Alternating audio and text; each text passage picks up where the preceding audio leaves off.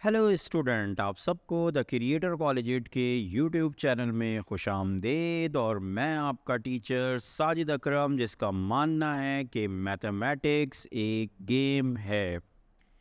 Student, हम class 10 की exercise 17.2 Sindh board की बुक से जो है वो हम सॉल्व करते हुए आ रहे हैं। और अभी तक हमने क्वेश्चन नंबर 1, 2 और 3 को सॉल्व कर लिया है। और आज की इस वीडियो के अंदर हम क्वेश्चन नंबर 4 को सॉल्व करने जा रहे हैं। तो चलें फिर शुरू करते हैं आज की वीडियो और देखते हैं कि क्वेश्चन नंबर 4 में हमें क्या क्या करना है।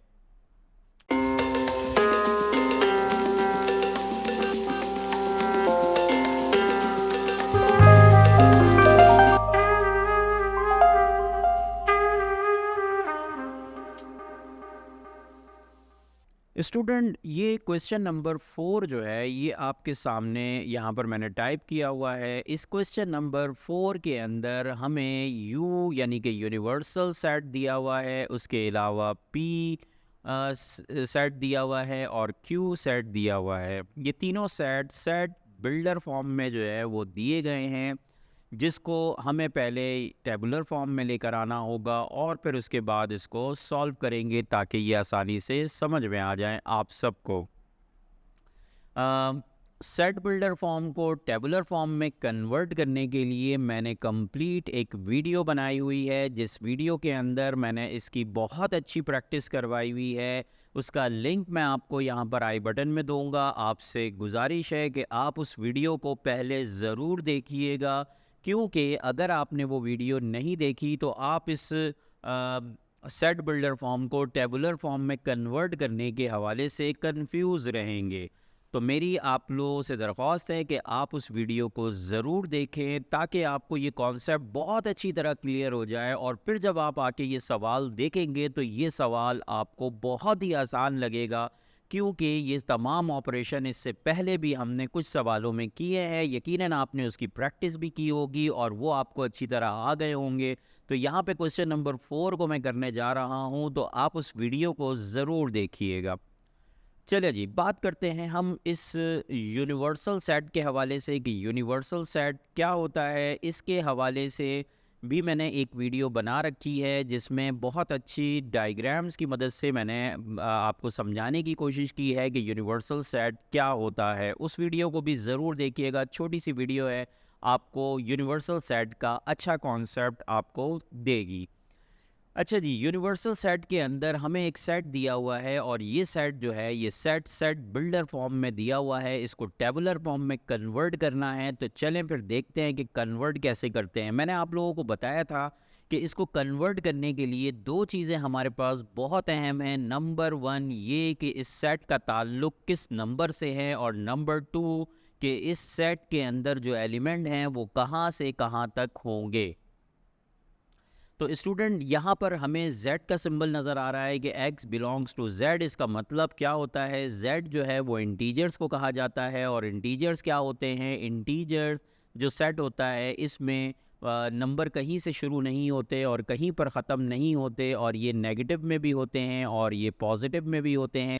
इस सेट को यानी कि u को अगर हमें लिखना है तो हमें इसकी रेंज को देखना होगा, जिसके बारे में कहा जा रहा है कि x जो है वो -4 से बड़ा है और 6 से छोटा है। क्योंकि मैंने इस साइन को बहुत अच्छा एक्सप्लेन किया है उस वीडियो के अंदर, ज़रूर देखिएगा उस वीडियो को।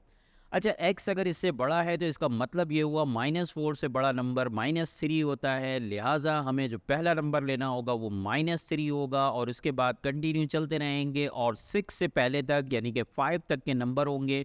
और यहाँ पर ये मैंने यूनिवर्सल सेट को टेबुलर फॉर्म के अंदर कन्वर्ट करके लिखा हुआ है, तो ये आपकी समझ में आ गया होगा।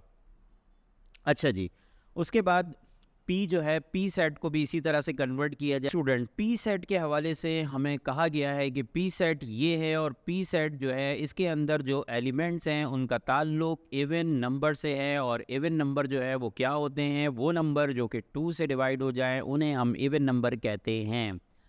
तो 2 से डिवाइड होने वाले नंबर हैं, और मैंने एक वीडियो के अंदर आपको ये बात बताई थी कि जब इवन नंबर की बात होगी तो हमारे दिमाग में पॉजिटिव और नेगेटिव दोनों आने चाहिए। लेकिन अगर उनको सवाल के अंदर रिक्वायर्ड होगी नेगेटिव इवन तो वो बोलेंगे, और अगर पॉजिटिव इवन सिर्फ चाहिए होंगे तो वो कहेंगे। यहाँ पर इन्होंने इवन कहा है, इसका मतलब है कि हम नेगेटिव भी लेंगे और पॉजिटिव भी लेंगे। ठीक है, तो यहाँ पर हमें ये पता चल गया कि इवन नंबर लेना है। और दूसरे नंबर पे जो चीज़ है उसकी रेंज ये इन्होंने बता दी है हमें। इसकी रेंज क्या है? इसकी रेंज -4 से 6 के दरमियान है, यानी p की वैल्यू जो है वो -4 से बड़ी है और 6 से छोटी है। तो यहाँ पर मैंने p को भी कन्वर्ट करके टेबुलर फॉर्म में आपके सामने रख दिया है। देख सकते हैं कि p से -4 से बड़ा जो नंबर होता है वो -2 होता है, और -2 के बाद 0, 0 भी एक इवन नंबर होता है, उसके बाद 2 है और उसके बाद 4 है। ठीक है जी, 6 को क्यों नहीं लेंगे? क्योंकि p जो है वो लेस है, छोटा है किससे? 6 से। अच्छा जी, उसके बाद क्यू के हवाले से भी ये भी हमें दिया हुआ है सेट बिल्डर फॉर्म के अंदर। तो इसको भी टेबुलर फॉर्म में कन्वर्ट करने के लिए हम देखते हैं कि ये क्या है। तो यहाँ पर हमें नज़र आ रहा है कि क्यू जो है वो पी लिखा हुआ है इसके बारे में। तो ये है प्राइम नंबर। और प्राइम नंबर जो होते हैं वो कौन से नंबर होते हैं जिनके बारे में मैंने एक इनको नाम दिया हुआ है, और उनको मैं मगरूर नंबर कहता हूँ। क्यों? क्योंकि ये भी किसी के टेबल में नहीं आते, और मगरूर लोग भी थोड़ा सा लोगों को लिफ्ट ज़रा कम कराते हैं। ठीक है जी। अच्छा, तो P जो है वो प्राइम नंबर है, और प्राइम नंबर कौन से होते हैं जो सिर्फ अपने टेबल में आते हैं, और वो कौन कौन से नंबर हो सकते हैं? वो 2 होता है, 3 होता है, 5 होता है, 7 होता है, इसके बाद 11 होता है। लेकिन हमें कहाँ तक जाना है? तो ये दूसरे नंबर पे उसकी रेंज दी गई है कि आप 6 से बड़े प्राइम नंबर लेने हैं। तो 6 से बड़े प्राइम नंबर की अगर बात करूं तो यहाँ पे 2, 3 और 5 होंगे, और ये भी मैंने आपके सामने इसको टेबुलर फॉर्म में कन्वर्ट करके यहाँ पर लिख दिया है। चलें जी, अब आते हैं इसके बाद इनके सवालात की। तो पहले सवाल के अंदर हमें एक स्टेटमेंट दी गई है, उसको प्रूफ करना है। और ये प्रूफ कैसे करना है कि इसमें p माइनस क्यू कह रहे हैं कि इसका आंसर बराबर होगा किसके? p इंटरसेक्शन q डैश के या कॉम्प्लीमेंट के बराबर होगा। हमें इस बात को, इस स्टेटमेंट को सेट ऑपरेशन के ज़रिए से जो है वो प्रूफ करके दिखाना है। तो चले यहाँ पर शुरू करते हैं। पी सेट जो हमने लिया हुआ था यहाँ पर उसके एलिमेंट लिख दिए, क्यू सेट के एलिमेंट लिख दिए। पी सेट के एलिमेंट -2, 0 और 4 हैं, जबकि क्यू के एलिमेंट जो हैं वो 2, 3 और 5 है। अब इस सेट में से इसको जब हम माइनस करेंगे तो हमारे पास क्या आएगा? यहाँ पर देख सकते हैं कि इसमें जो है वो हमारे पास माइनस के लिए हम क्या करते हैं? माइनस के लिए हम वो एलिमेंट जो दूसरे सेट में मौजूद होते हैं उसे पहले सेट में से निकाल दिया जाता है। तो आप देख सकते हैं कि यहाँ पर 2 एक एलिमेंट है जो कि इसमें भी मौजूद है, लिहाजा हम 2 को नहीं लिखेंगे। उसके बाद 4 है और -2, 0 और 4 है, ये 3 एलिमेंट बचते हैं। तो हमने इन तीनों को यहाँ पर लिख दिया। इस तरीके से हमारे पास लेफ्ट हैंड साइड जो है वो कंप्लीट हो गई, और इसका आंसर -2, 0 और 4 आ गया। उसके बाद आते हैं हम राइट हैंड साइड के ऊपर। तो हम यहाँ पर सवाल करने से पहले लिख लेते हैं कि टेकिंग, ये हम राइट हैंड साइड ले रहे हैं, तो राइट हैंड साइड को RHS लिखते हैं। यहाँ पे मैं लिखना भूल गया था तो इसलिए मैं यहाँ पर लिख दे रहा हूँ, आगे इंशाल्लाह आपको लिखा हुआ ये मिलेगा। तो यहाँ पे राइट हैंड साइड लिया है, और यहाँ पर हमने क्या लिया था? यहाँ पे लेफ़्ट हैंड साइड लिया था। तो यहाँ पर आप लेफ़्ट हैंड साइड को लिख दीजिएगा कि लेफ़्ट हैंड साइड, और ये लेफ़्ट हैंड साइड को हमने सॉल्व किया, उसका एक आंसर आ गया। अब आते हैं राइट हैंड साइड को सॉल्व करने गए तो यहाँ पर हमें क्या चीज़ मिलती है कि यहाँ पर हमें p का इंटरसेक्शन निकालना है q कॉम्प्लीमेंट के साथ। तो जी जनाब, कॉम्प्लीमेंट पहले निकालना पड़ेगा, और कॉम्प्लीमेंट के हवाले से एक वीडियो बनी हुई है, उस वीडियो का लिंक दूंगा, आप ज़रूर देख लीजिएगा। अगर आपने अभी तक कॉम्प्लीमेंट की प्रैक्टिस नहीं की है तो उस वीडियो को ज़रूर देखिएगा और उसके जाकर उसकी प्रैक्टिस कर लीजिएगा। और अगर आप मेरी कंटिन्यू सारी वीडियोस देखते हुए आ रहे हैं और आपके ये सारे कॉन्सेप्ट क्लियर हैं तो आपको फिर इतनी ज़रूरत नहीं है। ठीक है जी। और मैं एहतियातन आप लोगों को याद कराने के लिए हर वीडियो में हर टॉपिक के साथ मैं आपको बता देता हूँ, क्योंकि मैंने स्टूडेंट की आसानी के लिए ये तमाम वीडियो अलग से एक प्लेलिस्ट के ऊपर बना के रखी हुई हैं, ताकि मैं उसका लिंक आप लोगों को दे दूं और आप लोग जो है वो उस वीडियो को देख लें, ताकि आपकी पढ़ाई का तरीक़ेकार जो है, पढ़ाई में आपको प्रॉब्लम ना हो। देखें, ऑनलाइन एजुकेशन में यही फ़ायदा होता है कि हम यहाँ पर अपनी वीडियो को रोककर हम जाकर उस टॉपिक को देख सकते हैं। अगर आप क्लास में बैठ के पढ़ रहे होते तो आपके पास ये फैसिलिटी आपके पास नहीं होती। तो मेरी आप लोगों से गुजारिश है कि टेक्नोलॉजी का इस्तेमाल करते हुए, टेक्नोलॉजी से फ़ायदा उठाते हुए अपनी एजुकेशन को अच्छा और बेहतर बनाने के लिए इससे पूरी तरह से फ़ायदा उठाएं, क्योंकि टेक्नोलॉजी हमारी पढ़ाई को बहुत आसान कर रही है। आप सबके पास ये फैसिलिटी मौजूद है कि आप लोग बहुत सारी वीडियोस देखकर उसमें से अपने कॉन्सेप्ट को अच्छी तरह से क्लियर कर सकते हैं। तो जनाब, यहाँ पर मैं क्या करने जा रहा हूँ, क्यू का कॉम्प्लीमेंट लेने जा रहा हूँ। कॉम्प्लीमेंट के अंदर मैंने बताया था कि जिस चीज़ का कॉम्प्लीमेंट निकाला जाता है उसे यू में से माइनस कर दिया जाता है। तो यहाँ पे क्यू का निकाला जा रहा है तो क्यू को यू में से माइनस किया गया। ये हमारे पास एलिमेंट लिखे हुए हैं सारे के सारे किसके, यू के, और इसमें से क्यू को माइनस कर दिया है।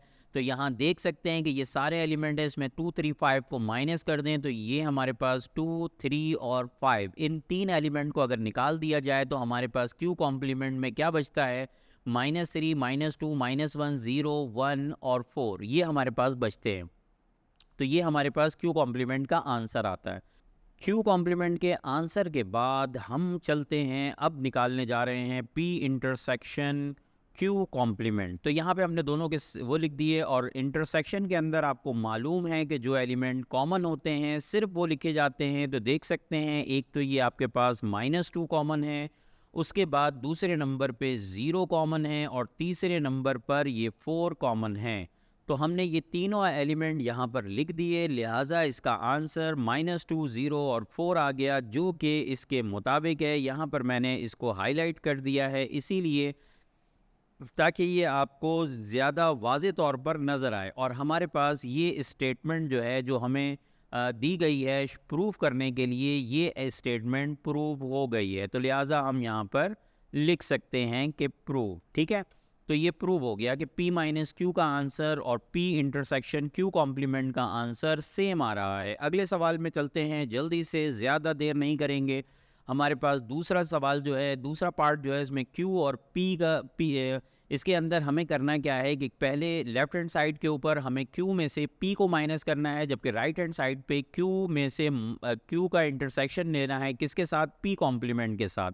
तो चले, सबसे पहले हमने क्या किया, यहाँ पे लेफ्ट हैंड साइड ली, और लेफ्ट हैंड साइड पे हमें माइनस करना है। Q में से P को, दोनों सेट्स को लिखा हमने, और उसके बाद इसमें से इसको माइनस किया। तो यहाँ पर हमारे पास एक एलिमेंट 2 है जो हमें दोनों में नज़र आ रहा है, लिहाजा हमने इसमें से Q में से सिर्फ और सिर्फ 3 और 5 को लिख दिया, और ये इसका लेफ्ट हैंड साइड का आंसर आ गया। उसके बाद हमने क्या किया, राइट हैंड साइड ली, और राइट हैंड साइड पे हमें पहले जो है वो P कॉम्प्लीमेंट निकालना है। तो P कॉम्प्लीमेंट निकालने का वही तरीका जो अभी हमने पीछे किया था, वहाँ पे Q के साथ किया था, यहाँ पे P कॉम्प्लीमेंट निकाला है। तो U में से P को माइनस किया, इस दफ़ा U के एलिमेंट लिखने के बाद दूसरा सेट जो बना वो P का बना, और इसमें से हमने माइनस कर दिए, कौन कौन से, -2 को माइनस कर दिया, 0 को माइनस कर दिया, 2 को माइनस कर दिया, और 4 को माइनस कर दिया, क्योंकि ये सारे एलिमेंट दूसरे वाले में मौजूद हैं।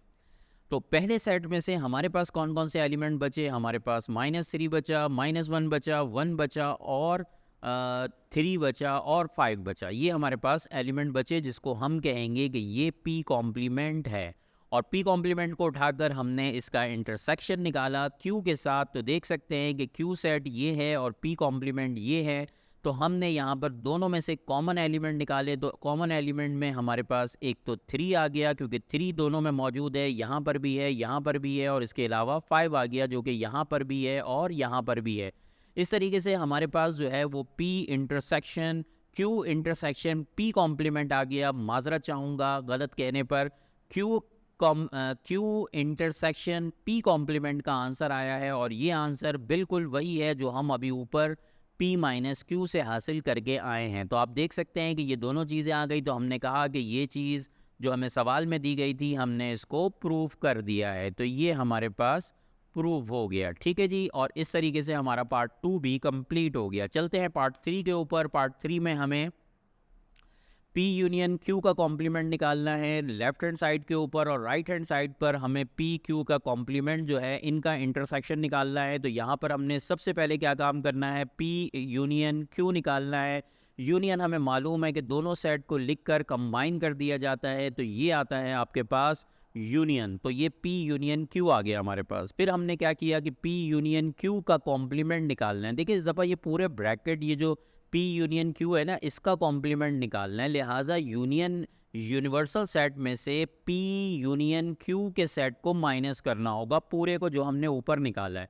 ठीक है जी, तो चलें यहाँ पर हमने क्या किया, ये दोनों सेट लिख दिए। ये पहला सेट यानी कि यूनिवर्सल सेट, और ये दूसरा सेट यानी कि P यूनियन Q का सेट। अब इनमें से -2 को हमने वो कर दिया क्योंकि ये इसमें मौजूद है, लिहाजा उसके बाद -1, सॉरी ये गलती हो गई, -1 रहेगा। उसके बाद जो है वो 0 को हमने हटा दिया, 0 यहाँ पर मौजूद है, नहीं लिखा जाएगा। 2 यहाँ मौजूद है, नहीं लिखा जाएगा। उसके बाद 3 यहाँ मौजूद है, नहीं लिखा जाएगा। जिसके बाद 4 भी है और 5 भी है, ये सारे एलिमेंट इसमें मौजूद हैं, लिहाजा यहाँ पर हमारे पास एक -3, -1 और 1, ये 3 एलिमेंट बचे जिसे हमने यहाँ पर लिख दिया। ये P यूनियन Q कॉम्प्लीमेंट का आंसर आ गया।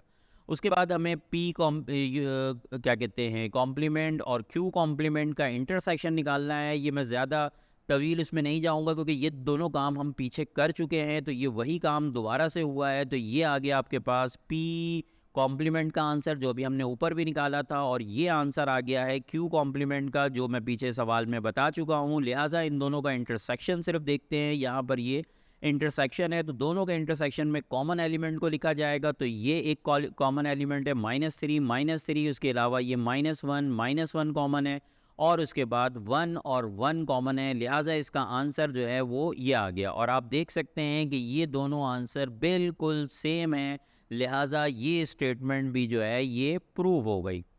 ठीक है जी, इसको भी हमने प्रूफ कर दिया। अच्छा, इसके बारे में बता दूं आपको कि इसका आंसर आपको आपकी बुक के पीछे नहीं मिलेगा। उसकी वजह ये होती है कि इसका जो प्रूफ है वो यही इसका आंसर है, यानी दोनों स्टेटमेंट का सही इक्वल आ जाना यही इसका आंसर है, और ये इस तरह से इसका आंसर आ गया है।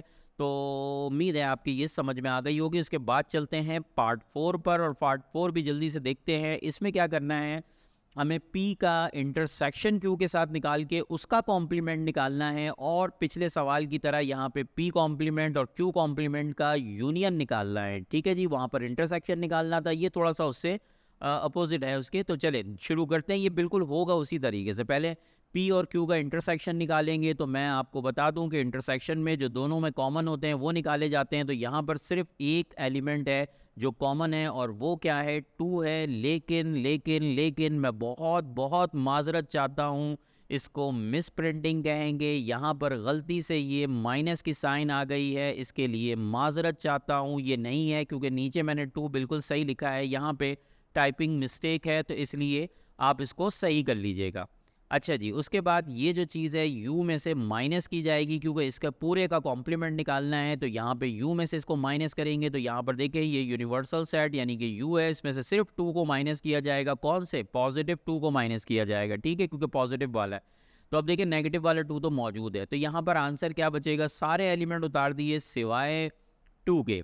तो ये इसका आंसर आ गया। उसके बाद चलते हैं P कॉम्प्लीमेंट और Q कॉम्प्लीमेंट। तो यहाँ पर दोनों का कॉम्प्लीमेंट पिछले सवाल में निकाल चुके हैं, यहाँ पर इसका आंसर ये मौजूद है। आपकी आसानी के लिए मैंने यहाँ पर भी इसको निकाला है, ताकि कोई स्टूडेंट जो यहाँ पे बीच में शामिल हो रहा हो उसको भी इसका कॉम्प्लीमेंट मिल जाए, स्टूडेंट को कोई कन्फ्यूजन ना हो, कोई प्रॉब्लम ना हो। फिर भी अगर आपको कोई मसला होता है तो आप लोग कमेंट्स ज़रूर किया कीजिए, ताकि मैं आपके कमेंट्स का जवाब दे सकूँ। अच्छा जी, तो यहाँ पे P कॉम्प्लीमेंट Q कॉम्प्लीमेंट का आंसर आ गया। इन दोनों का यूनियन निकालना है, और इसमें देखें यूनियन में अगर देखा जाए तो यहाँ पर -3 के बाद -2 यहाँ से उठा लिया हमने, उसके बाद -1 आ गया, यहाँ पे लिख दिया। उसके बाद -1 के बाद जो है वो 0 आ गया, 0 को लिख दिया, फिर 1 को लिख दिया, और उसके बाद जो है वो फिर 3 को लिखा, और फिर 4 को लिखा, और फिर उसके बाद 5 को लिखा। तो ये सारा का सारा आंसर आ गया। यूनियन के अंदर क्या किया जाता है, दोनों सेट को मिला दिया जाता है, और ये आपके सामने यूनियन निकालने के बाद ये आंसर और ये आंसर बिल्कुल सेम है, और इस तरीके से ये सवाल भी हमारा प्रूव हो गया। तो उम्मीद है स्टूडेंट आप लोगों को ये बहुत अच्छी तरह से समझ में आया होगा, और आप लोग अभी तक मेरे वीडियोस देखते हुए आ रहे होंगे, क्योंकि यूनियन और इंटरसेक्शन के हवाले से हमने बहुत सारे सवालात जो हैं वो अभी तक कर लिए हैं। और क्वेश्चन नंबर 3 तक हमने किए थे। यहाँ पर हमने इस एक्सरसाइज 17.2 में ज़्यादातर हमारे पास जो सवालात हैं वो यूनियन, इंटरसेक्शन और कॉम्प्लीमेंट के हवाले से ही है, और हमने वो सारे के सारे जो हैं वो किए हैं, और यहाँ पर हमारा ये पार्ट 4 भी कंप्लीट हो गया और इस तरीके से ये सवाल कंप्लीट हुआ है। तो चलें फिर इस वीडियो को भी यहाँ पे ख़त्म करते हैं, और अगली वीडियो में इसका लास्ट क्वेश्चन जो है वो लेकर आते हैं और उसको फिर समझाऊँगा कि वो किस तरीके से होगा। तो आप लोगों से फिर अगली वीडियो तक के लिए इजाज़त चाहता हूँ। अल्लाह हाफ़िज़।